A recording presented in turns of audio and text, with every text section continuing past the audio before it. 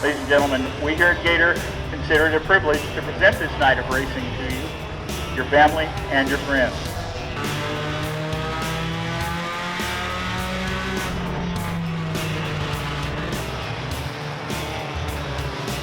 Ecostock Racing, a form of car racing built for the common man. But there is more to it than most think. My name is Bartholomew. I drive the number 27 Ecostock. It's a 2002 Pontiac Grand Am, bone stock, front wheel drive race car. Ecostock Racing is basically supposed to be economical cars and economical for the drivers. That's why they call them Ecostocks. Basically the goal is to keep the cost of the cars down. They have a claimer roll on us where anybody at the track can buy your car for $1,800. So they want to make it to where you don't put a whole lot of money into your car to try to cheat. Helps keep the competition even, puts it more on the driver and car selection. Well, Ecostock Racing started out as a avenue to get people that have never raced before, to give people to fulfill a dream, a goal. You know, some I even might say it's a bucket list. You know, we've had guys as old as, 60 years old climb into a race car for the first time, but there was no avenue, there was no stepping stone. So the Ecostocks was a front wheel drive car because there were plenty of them. When we started this deal in I guess it started off kind of in the early 2000s and really got traction toward the mid to late 2000s. We started off when we fully launched the program. We were kicking it around for a long time, but when we fully launched the program, it started out as, hey, we need to have these cars. Well, just like any new class, they're like, hey, well, that's cool, you got 2 cars. So Brian Stipe, a buddy of mine in Baytown, he helped me. We built 32 Ecostocks in 1 year. When we were racing on asphalt, we would average probably about 71, 72 miles per hour per lap. So we could probably reach speeds of, say, 85 down the straightaways. In the corners, we're dropping probably down into the upper 50s, something like that.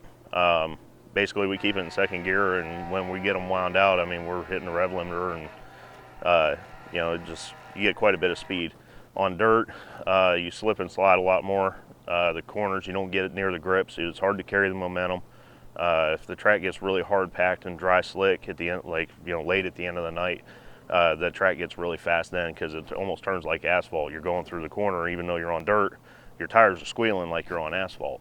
So it makes it fun. Despite the cars being built on a tight budget, safety is still a #1 priority. The safety isn't scrimped on. The safety, believe it or not, in the Ecostock, people say, oh man, I take a bad crash, that scared me. The reality of it is the way the rules are written, the Ecostock crumple zones are still in effect. We don't allow bars to go through the front or the rear firewalls. So when you do hit the wall, yes, your Ecostock is totaled. It looks horrible. You're like, holy cow, he almost died. No, actually, he was far from dying. It's when the car is built so rigid that when you hit the wall, and let's be honest, and the front of your brain smacks the inside of your skull and your brain swells, but your car looks perfect, something has to give. So these Ecostocks are built to wad up. They're beginners, they're cheap, they're designed to fold up. They're designed to get totaled. They're not designed to beat and bang and hit the wall and come back next week. No, if you hit the wall, you need a new car. But that's also the reason why they're only $1,800. So it's a neat deal. But it takes more than just a car and safety equipment to be a good driver. To be a good driver, it takes seat time. You got to be able to know your limitations. Every race day, if you could get there at noon, they would have 2 15-minute practice sessions for each class. And I abuse that. And anybody that wants to get into Ecostock, I really need to ask them the question they need to ask themselves too. Why are you doing it? I just look at it as a hobby. I just want to go out there and have fun. Of course, I want to win. That's my competitive nature. But for the most part, I just want to go out there and have fun. If I finish 3rd, 5th, last, whatever, as long as I can drive it on the trailer at the end of the night and I can say I had fun and I gave it everything I had, then, I'll accept the results. When the racetracks can't make it, you can't shine. It's kind of like being a awesome quarterback but going to the community college. Probably won't go to the NFL. It's very slim. Well, that same scenario applies, just parallels dirt track racing and racing in general. If they're not cut out for the stress of getting hurt, heck, I got several discs removed, I've broken 38 bones. I don't have no problem getting hurt. I'll race with a broke arm. If I break my arm, at 5:30 in the heat race, if we can tape it up, I'll run the main at 8.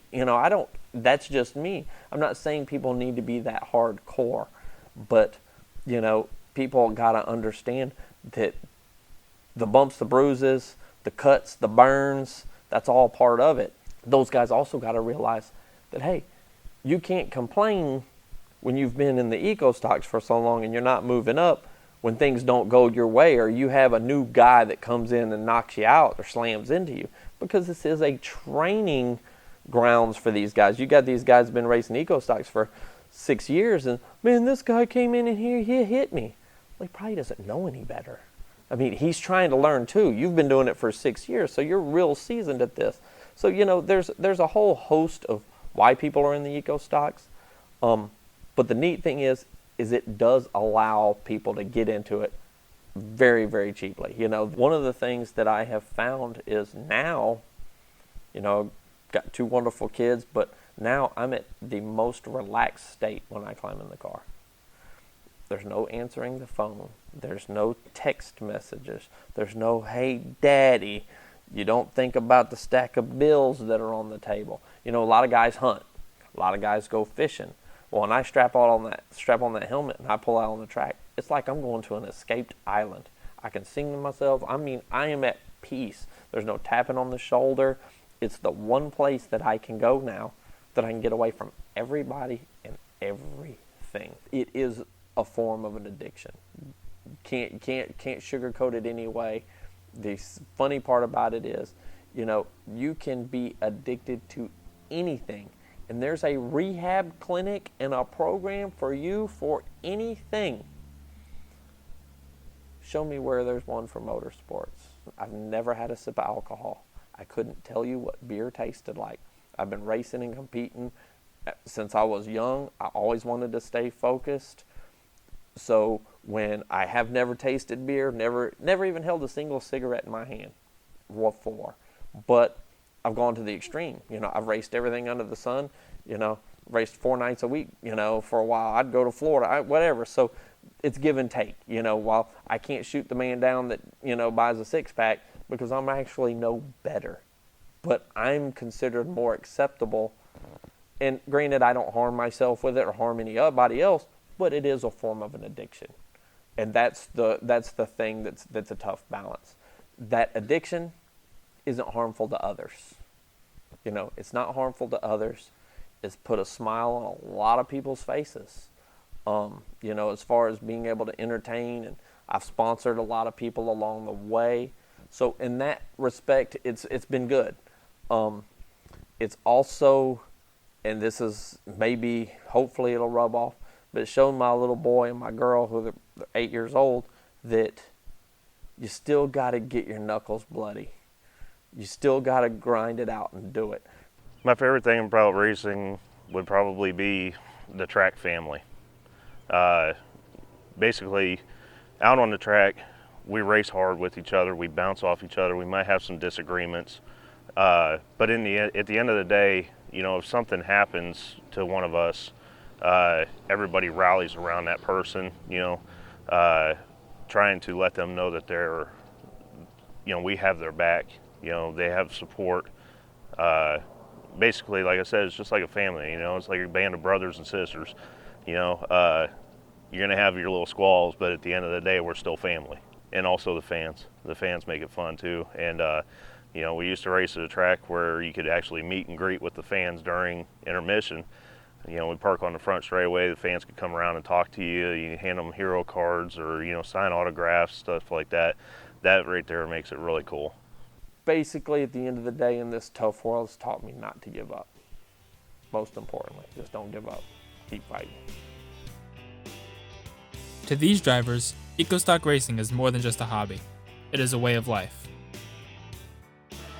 just made things financially possible for me. And man, I stepped off into it, and it's just no looking back now.